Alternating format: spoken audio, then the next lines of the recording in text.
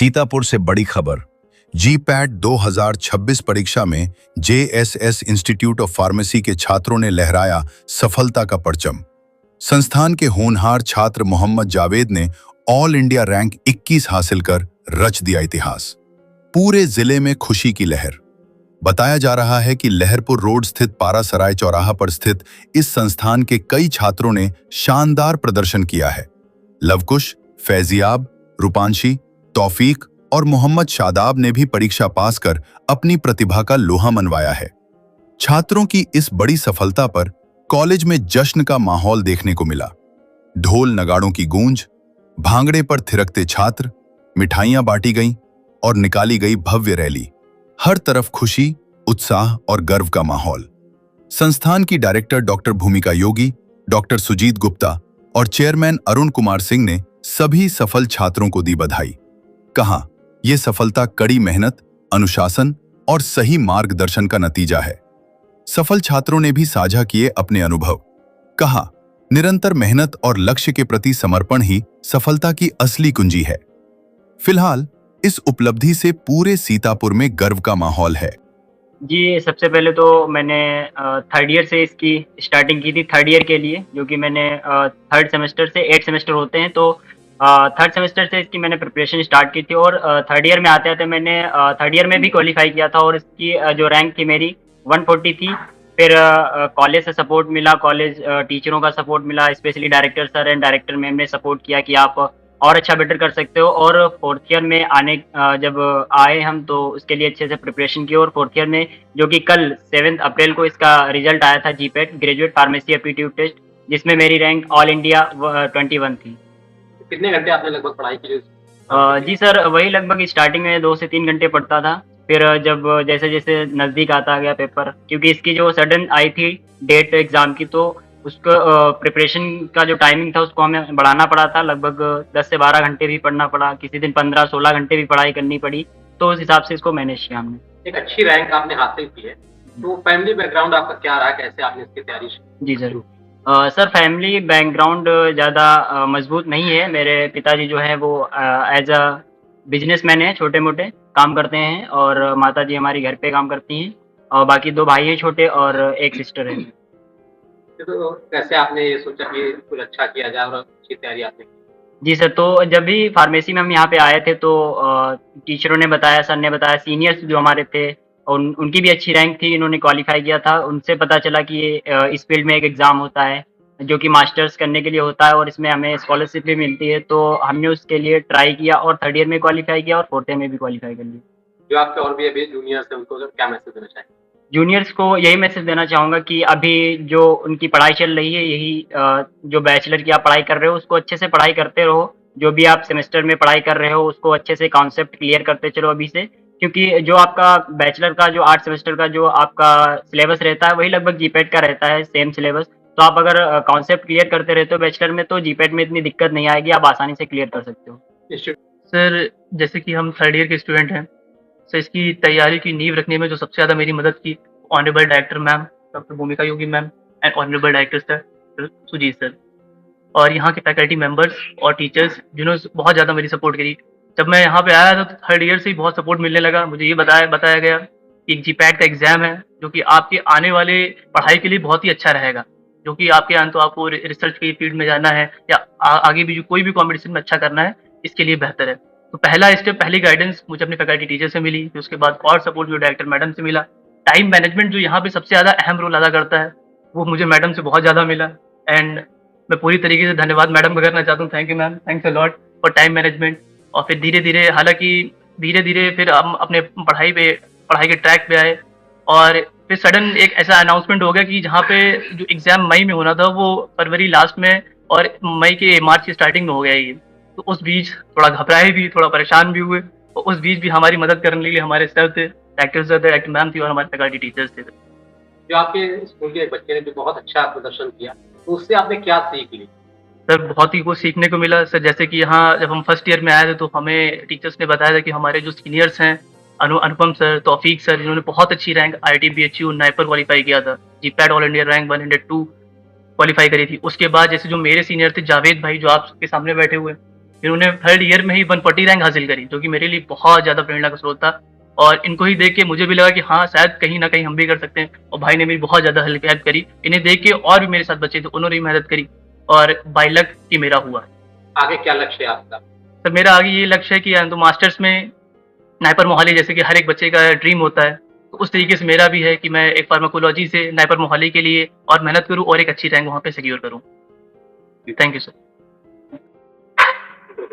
My name is Rupanshi Kashyap. I secured the rank for 4003 in 4th year. जो GPAT का exam रहा है, इसमें बालिकाओं के लिए आप एक प्रेरणा स्रोत के रूप में आप उभर के सामने आई हैं। तो बालिकाओं को आप क्या मैसेज देना चाहेंगे? सबसे पहले मैं सीधे आपसे जानना चाहूँगा। गर्ल्स आजकल बहुत ज़्यादा किसी न किसी वजह से पढ़ाई में पीछे रह जाती हैं, तो उनको मैं यही कहना चाहती हूँ कि आप मेहनत करते रहिए, मेहनत करने से सब कुछ होता है। आप एक बार कोशिश करिए, कोशिश करने से आपको हर चीज़ हासिल हो सकती है। मैंने मेहनत करी, सर ने हमें बहुत ज़्यादा मोटिवेट किया कि आप कर सकती हैं, क्योंकि मेरा कोई मोटिव नहीं था एग्ज़ाम देने का, लेकिन सर ने हमें बहुत ज़्यादा, मैम ने बहुत ज़्यादा मोटिवेट किया कि आप एग्ज़ाम तो दीजिए, आपका हो सकता है, आप सेलेक्ट हो सकती हैं। तो मैंने कोशिश करी एक, और आज उसका रिजल्ट है कि मेरी 4003 रैंक आई है जीपैट में। बी फार्मा था साथ में, उसके साथ में आपका जीपैट एग्जाम था। ये दोनों लक्ष्य आपके सामने थे, तो कैसे आपने इसको फेस किया, कैसे तैयारी की? सर, मेन बात है टाइम मैनेजमेंट। जिसको टाइम मैनेजमेंट से सारी चीज़ें हो सकती हैं। सिलेबस भी कवर सेम, लगभग उसका सारी चीज़ें सेम ही रहती हैं, बस ऑब्जेक्टिव उसका रहता है, इसमें थ्योरेटिकल रहता है। तो अगर आपके कॉन्सेप्ट क्लियर हैं तो आपका जीपैट एग्ज़ाम बहुत अच्छे से जा सकता है। Myself, Mohammad Sadab. I got the rank in 2026 in JPET at 162. जो आपने एग्जाम क्वालिफाई किया, तो इसको लेकर के क्या आपकी सोच थी कि इसको आगे कैसे आप बढ़ाएंगे, कैसे आपने तैयारी की? तैयारी करने पे मैं यहीं से पास आउट हुआ पहली बार, ठीक है सर।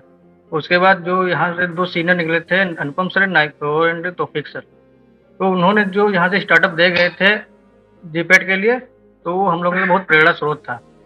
तो उनकी 2 लाइन ये कहना चाहूँगा कि आप आगे तो निकलिए, पीछे निकलने के लिए काफिला तो है ना। तो जो उन लोगों ने स्टार्टअप दे गए थे, इससे हम लोग को बहुत प्रेरणा मिली, बहुत मोटिवेशन मिला कि हम लोग भी कर सकते हैं, एक अच्छी रैंक हासिल कर सकते हैं, मास्टर जो कॉलेज हैं बड़े-बड़े वहाँ से कर सकते हैं। जीपैट में कितने सब्जेक्ट होते हैं सर? जो आपने तैयारी कितने सब्जेक्ट की तैयारी की? बेसिकली जो 4 मेजर होते हैं, फार्मास्यूटिक्स, फार्मा केमिस्ट्री एंड क्लोजी एंड कोग्नोसी। तो आगे क्या लक्ष्य है आपका कि आगे क्या करना है? आगे लक्ष्य मेरा ये है कि नाइपर क्वालिफाई करना और एक अच्छे से कॉलेज से मास्टर फार्मास्यूटिकल केमिस्ट्री।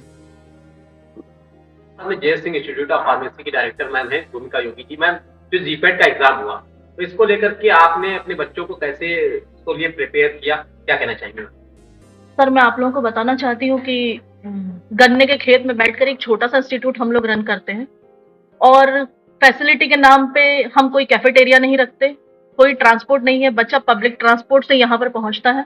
और जितने भी मौसम की मार होती है सीतापुर एरिया में, आप जानते हैं, गर्मी तो बहुत गर्मी, ठंडी तो बहुत ठंडी, बारिश तो बहुत बारिश, एक्सट्रीम वेदर कंडीशन, ये बच्चे सब झेलते हैं। इसके बाद बहुत अच्छे हाईफाई फैमिली बैकग्राउंड से नहीं है बच्चे, बिल्कुल मिडिल क्लास फैमिली बैकग्राउंड से, बिल्कुल गांव से ये बच्चे कॉलेज तक आते हैं। ये जो प्रिपरेशन हम स्टार्ट करते हैं सर, ये 4th ईयर की प्रिपरेशन या 3rd ईयर की प्रिपरेशन नहीं है। ये जो हमारी साइकोलॉजी डेवलप होती है बच्चे को लेके, बच्चे पे काम करना हम लोग 1st ईयर से ही स्टार्ट कर देते हैं। जब हम लोग क्लास लेते हैं या लेक्चर लेते हैं, तो बच्चे का क्या कैलिबर है वो आइडेंटिफाई हो जाता है लेक्चर लेने पर। तो ये प्रिपरेशन हम लोग 1st ईयर से ही स्टार्ट करते हैं। सबसे पहले क्या करते हैं कि जब बच्चे को हम एडमिशन दे दिए, तो AKTU का जो कुरिकुलम है वो सितंबर या अक्टूबर से स्टार्ट होता है। उसके 2 महीने पहले से हम लोग यहाँ क्लासेस स्टार्ट कर देते हैं, जो कि ब्रिज क्लासेस के नाम से चलती है। होता क्या है कि बच्चा मोस्टली हमारे पास हिंदी मीडियम का बच्चा आता है, मोस्टली बच्चे हिंदी मीडियम के बच्चे होते हैं। बच्चे प्राइवेट स्कूल से पढ़े हुए हैं, कई बार 11th 12th भी नहीं करते, तो हम कंसिडर करते हैं कि बच्चा 10th पास करके हमारे पास आए। ये हम अपनी मेंटालिटी बना लेते हैं। सबसे पहले बच्चे को फोनिक इंग्लिश का कंसेप्ट बताते हैं, उसको बताते हैं कि सेंटेंस कैसे बताना है, प्रोनाउंसिएशन कैसे करना है, और स्पेलिंग्स बनाना कैसे है। जब बच्चा ये सब चीजें धीरे धीरे थोड़ा अडॉप्ट हो जाता है, तो वो ये फार्मेसी के जो डिफिकल्ट टेक्निकल वर्ड्स हैं वो बोलना बनाना सीख जाता है। तो दो महीने हम उसको केवल बेसिक्स ऑफ केमिस्ट्री या बेसिक्स जो भी चीजें फार्मास्यूटिक्स की जो भी सब्जेक्ट इंट्रोड्यूस कराते हैं, और उनको पहले बेसिक्स सिखाते हैं। फर्स्ट सेमेस्टर उनको दिया जाता है केवल सब्जेक्ट निकालने के लिए, क्योंकि एक सेमेस्टर में 5 सब्जेक्ट होते हैं, तो फर्स्ट सेमेस्टर हम उनको केवल सब्जेक्ट निकाल। जो मेन प्रिपरेशन और जो मेन केमिस्ट्री या जो मेन सब्जेक्ट स्टार्ट होता है वो सेकेंड सेमेस्टर से स्टार्ट होते हैं, फर्स्ट ईयर के सेकेंड सेमेस्टर से। तो हम लोगों का क्या टारगेट होता है, जो टीचर्स काम करते हैं यहाँ पर, टीचर्स 24/7 काम करते हैं। बहुत एक एनर्जेटिक टीम हमारे साथ है, जो खुद भी बहुत अपने आप में परिपक्व, मैच्योर, एक्सपीरियंस्ड टीचर्स हैं, और वो खुद भी कॉम्पिटिटिव एग्जाम्स की प्रिपरेशन कर रहे हैं, अपना पीएचडी कर रहे हैं, तो वो खुद बहुत मैच्योर हैं। तो वो एक ऑब्जेक्टिव के फॉर्म में क्वेश्चंस को बना लेते हैं। तो बच्चों की क्लासेस जो रेगुलर चलती है, उसके अलावा ऑब्जेक्टिव पैटर्न में भी हम बच्चों को क्लासेस देने की कोशिश करते हैं। तो बच्चा सेकेंड ईयर से अडॉप्ट हो जाता है ऑब्जेक्टिव सॉल्व करने के लिए। धीरे धीरे थर्ड ईयर तक आते आते फिर जब सेकेंड ईयर निकलता है, उसके बाद जब थर्ड ईयर में बच्चा पहुंचता है, तो बच्चे का बिल्कुल ब्रेन हम डेवलप कर देते हैं, उसको समझा देते हैं कि अब थर्ड ईयर में ही तुम्हें इसको निकालना है। तो बच्चा थर्ड ईयर में बिल्कुल रेडी हो जाता है इस एग्जाम को देने, क्योंकि थर्ड ईयर से बच्चा एग्जाम दे सकता है। यदि बच्चा, जैसे हमारे पास 4-5 बच्चे ऐसे हैं सर जो 1 नंबर से रहेगा, जैसे आयशा बानो है, शुभम है और प्रदीप है, राम मूर्ति है, 1 नंबर से बच्चा रह गया। मैम, एक ऐतिहासिक कीर्तिमान आपके इंस्टीट्यूट ने स्थापित किया है, तो आगामी वर्षों में आपका क्या लक्ष्य है और इसको कैसे आप और आगे दिखाएंगे? जैसे रिकॉर्ड्स तो होते ही हैं ब्रेक करने के लिए। सबसे पहला हमारा जो बैच था 2019 से हमने ये स्टेब्लिश किया था। जब 19 से कॉलेज स्टेब्लिश हो, तो सुजीत सर ने एक सपना देखा था कि हर साल हमारे कॉलेज से बच्चे जीपैट में क्वालिफाई हो और इंडिया में यूपी का नाम फेमस हो। मैं सीतापुर की बात नहीं कर रही, मैं लखनऊ की बात नहीं कर रही, मैं तो पूरे यूपी की बात कर रही हूँ कि इंडिया में हमारा नाम फेमस हो। पहला बच्चा तौफीक अनुपम जब यहाँ से निकले तो वो 102 नंबर की रैंक पे थे ऑल इंडिया। दूसरे सेकेंड ईयर में हमारे यहाँ से आनंद वैभव निकला, वो भी 200 रैंक पे था। ये वाला जो बच्चा, ये थर्ड ईयर में ही 140वीं रैंक, इसने पिछले साल ही रिकॉर्ड तोड़ दिया था। अभी तक कोई बच्चा थर्ड ईयर में 140 रैंक यूपी में लेके नहीं आया। इस बार इसने बिल्कुल ही रिकॉर्ड तोड़ दिया। कोई बच्चा, मुझे नहीं लगता कि पूरे यूपी में, हमने पता करा यूपी उत्तराखंड में किसी बच्चे की 21वीं रैंक आई हो। तो ये केवल हमारा नाम इन्होंने लखनऊ में या सीतापुर में ही रोशन नहीं किया, या आप लोगों का नाम नहीं रोशन किया, इन्होंने हमारा, आपका, पूरे सीतापुर का, पूरे लहरपुर, पारासराय, धूंधी, सबका नाम इन्होंने पूरे ऑल इंडिया लेवल पे रोशन किया। बच्चों के शारीरिक विकास और मानसिक विकास के लिए हाँ, क्या? मैं आपको बताना चाहूंगी कि यहाँ पर हमारा फोकस केवल इनको पढ़ाना नहीं होता। जब हम लोग लेक्चर डिलीवर करते हैं या हमारे टीचर्स लेक्चर डिलीवर करते हैं, बीच बीच में मेडिटेशन करवाते हैं बच्चों को, ब्रीदिंग एक्सरसाइज कराते हैं, जैसे अनुलोम विलोम, प्राणायाम। इसके अलावा बच्चों को रनिंग करवाते हैं। इसके अलावा खेलो जेएसएस के नाम से हम लोग 7 डेज का प्रोग्राम या हर साल बच्चों के लिए ऑर्गेनाइज करते हैं। और ये जो बच्चा आप देख रहे हैं, ये पढ़ने में ही अच्छा नहीं है, बहुत अच्छा एंकर भी है, साथ में बहुत अच्छा स्पोर्ट्समैन भी है। ये बहुत अच्छा खो खो खेलता है। और बच्चा जो अच्छा होता है तो फिर वो सब में अच्छा होता है। ये जितने हमारे बच्चे हैं, ये और पूरे टाइम हर साल एक्टिव रहते हैं, रेगुलर क्लासेस अटेंड करते हैं। बच्चों को मैं यही कहना चाहूंगी इस सोशल मीडिया के माध्यम से, इस मीडिया के माध्यम से, कि आप मोबाइल से थोड़ा दूरी बना के रखें, बुक्स को ज्यादा पढ़ें। कॉलेज में लाइब्रेरी है, मेरे ही कॉलेज में नहीं, हर कॉलेज में लाइब्रेरी। आजकल बच्चा केवल यूट्यूब पे लेक्चर देखता है। जो लेक्चर आपको क्लास में मिलेगा वो यूट्यूब में नहीं मिलेगा। आप कोशिश करें कि बुक्स ज्यादा पढ़ें, बुक्स से खुद के नोट्स बनाएं, क्योंकि ये जो मोबाइल का यूज है, ये आपकी ब्रेन की कैपेसिटी को घटा देता है, बहुत कम कर देता है। आई साइट तो वीक करता है, आपका ब्रेन भी वीक कर देता है। हम लोग जब जीपेट क्वालिफाई किए थे, हम तो गेट क्वालिफाई जब हम लोग किए थे, मैं और सुजीत सर, उस समय तो ये मोबाइल चलता ही नहीं था। ग्राहकों को क्या अपील करना चाहिए, क्या मैसेज देना चाहिए?